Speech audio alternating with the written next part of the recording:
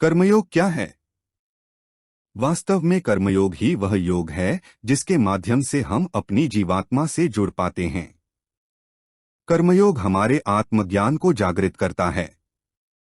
इसके बाद हम न केवल अपने वर्तमान जीवन के उद्देश्यों को बल्कि जीवन के बाद की अपनी गति का पूर्वाभास प्राप्त कर सकते हैं। एक, इस योग में कर्म के द्वारा ईश्वर की प्राप्ति की जाती है। श्रीमद् भगवद गीता में कर्मयोग को सर्वश्रेष्ठ माना गया है।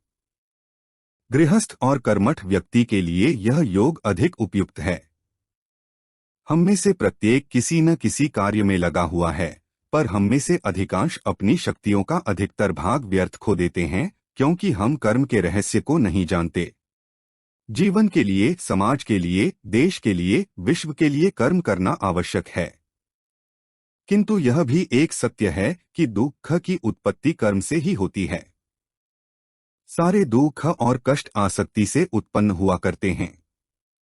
कोई व्यक्ति कर्म करना चाहता है, वह किसी मनुष्य की भलाई करना चाहता है, और इस बात की भी प्रबल संभावना है कि उपकृत मनुष्य कृतघ्न निकलेगा और भलाई करने वाले के विरुद्ध कार्य करेगा। इस प्रकार सुकृत्य भी दुख देता है। फल यह होता है कि इस प्रकार की घटना मनुष्य को कर्म से दूर भगाती है। यह दुख या कष्ट का भय कर्म और शक्ति का बड़ा भाग नष्ट कर देता है। कर्मयोग सिखाता है कि कर्म के लिए कर्म करो, आसक्तिरहित होकर कर्म करो। कर्मयोगी इसीलिए कर्म करता है कि कर्म करना उसे अच्छा लगता है और इसके परे उसका कोई हेतु नहीं है। कर्मयोगी कर्म का त्याग नहीं करता, वह केवल कर्मफल का त्याग करता है और कर्मजनित दुख खोन से मुक्त हो जाता है।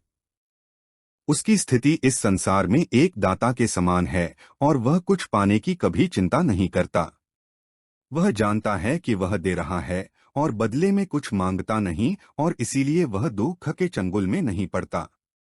वह जानता है कि दुख का बंधन आसक्ति की प्रतिक्रिया का ही फल हुआ करता है।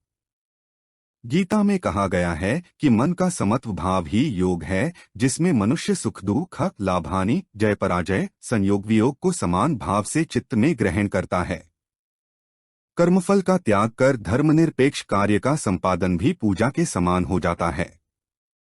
संसार का कोई कार्य ब्रह्मा से अलग नहीं है। इसलिए कार्य की प्रकृति कोई भी हो, निष्काम कर्म सदा ईश्वर को ही समर्पित हो जाता है। पुनर्जन्म का कारण वासनाओं या अतृप्त कामनाओं का संचय है। कर्मयोगी कर्मफल के चक्कर में ही नहीं पड़ता, अतः वासनाओं का संचय भी नहीं होता। इस प्रकार कर्मयोगी पुनर्जन्म के बंधन से भी मुक्त हो जाता है।